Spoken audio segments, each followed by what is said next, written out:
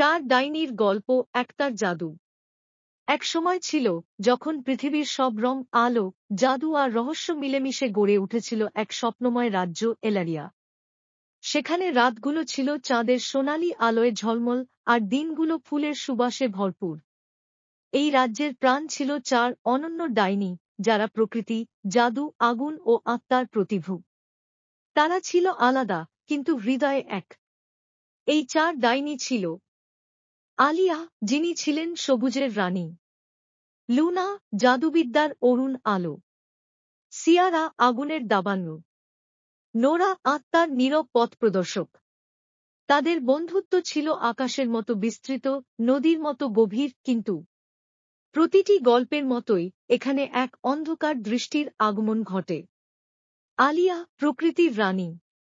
আলিয়ার পা যেখানে পড়ত, সেখানেই ঘাস গজিয়ে উঠত।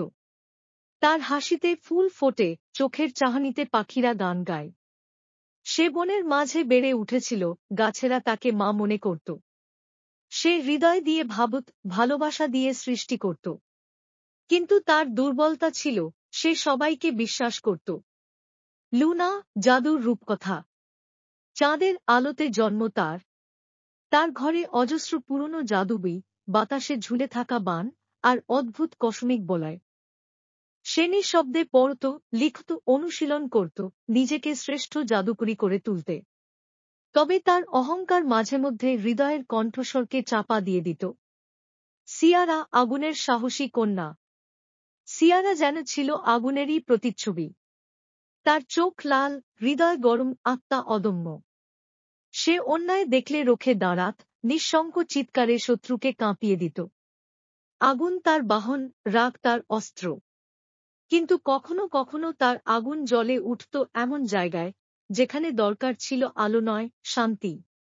নোরা, আত্মার ছায়া। নোরা কথা কম বলত। তার চোখে ছিল অতীত আর ভবিষ্যতের ছবি। সে আত্মাদের সঙ্গে কথা বলত, নিঃশব্দে ঘুরে বেড়াত মৃতদের রাজ্যে। অনেকে তাকে ভয় পেত, কিন্তু সে ছিল সবথেকে কোমল ও সহানুভূতিশীল। নোরা কখনো ভুল দেখত না, শুধু কখনো কেউ তাকে শুনত না। তাদের রাজ্যে নেমে এলো এক ভয়াল ছায়া। তার নাম ডার্কজেন, এক কালো জাদুকর, যে চাইছিল জগতের সব শক্তি নিজের করে নিতে।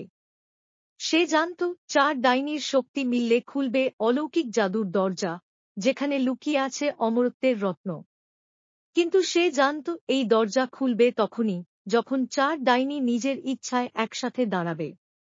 সুতরাং সে ছলনায় নামল। সে বন্ধুদের মাঝে বপন করল সন্দেহ, অহংকার আর ভয়। প্রথমে সে গেল লুনার কাছে, বলল, তুমি এত জ্ঞানী, অথচ সবাই আলিয়ার শক্তিকে বেশি গুরুত্ব দেয়। তুমি কি চাও না তোমার নিজের আলাদা রাজত্ব? তারপর সে সিয়ারার আগুন বাড়িয়ে দিল, যাতে সে আলিয়ার বন ছাই করে ফেলে। আলিয়া ভেবেছিল সিয়ারা তার শত্রুতে পরিণত হয়েছে। তিনজনের মাঝে শুরু হল বিভেদ, অবিশ্বাস ও দুঃখ। শুধু নোরা, আত্মাদের কান পাততে পেরে বুঝতে পারল, সবই এক অশুভ পরিকল্পনা। নোরা একে একে তিনজনের কাছে গিয়ে সত্য প্রকাশ করল। প্রথমে তারা মানতে চাইল না। কিন্তু হৃদয়ের গহীন থেকে উঠে এলো সেই পূর্ণ হাসির স্মৃতি, রাতভর গল্প বলা, আর একে অন্যকে আঁকড়ে ধরা দিনগুলোর চিহ্ন। তারা বুঝে গেল, তারা যত আলাদা, ততই অপরিহার্য একে অপরের জন্য। ডার্কজেনকে রুখে দাঁড়াতে চার ডাইনি একজোট হল। আলিয়া মাটিকে জাগিয়ে তুলল, শিকড়ে বাঁধল অন্ধকারকে। সিয়ারা আগুনে ছাই করল তার কালো বান। লুনা তার সমস্ত বিদ্যা দিয়ে প্রতিরোধ করল ডার্কজেনের জাদু। আর নোরা আত্মাদের ডেকে তার শক্তি কেড়ে নিল চিরতরে। ডার্কজেন ধ্বংস হল। অলৌকিক দরজা খুলল। কিন্তু তারা একে অপরের চোখে তাকিয়ে বলল, আমরা যা খুঁজছিলাম, তা এই দরজার ওপারে নয়। তা তো আমাদের হৃদয়ে ছিল, বন্ধুত্ব, বিশ্বাস আর ভালোবাসা। আজও এলারিয়ার আকাশে যখন চারটি ভিন্ন আলো জ্বলে ওঠে, সবুজ, বেগুনি, লাল আর নীল, তখন সবাই জানে চার ডাইনি পাহারায় আছে। তারা নেই মানে না, তারা আছে একে অপরের মধ্যে, আর প্রতিটি বন্ধুর গল্পে যারা একতার জাদুতে জিতেছে অন্ধকারকে।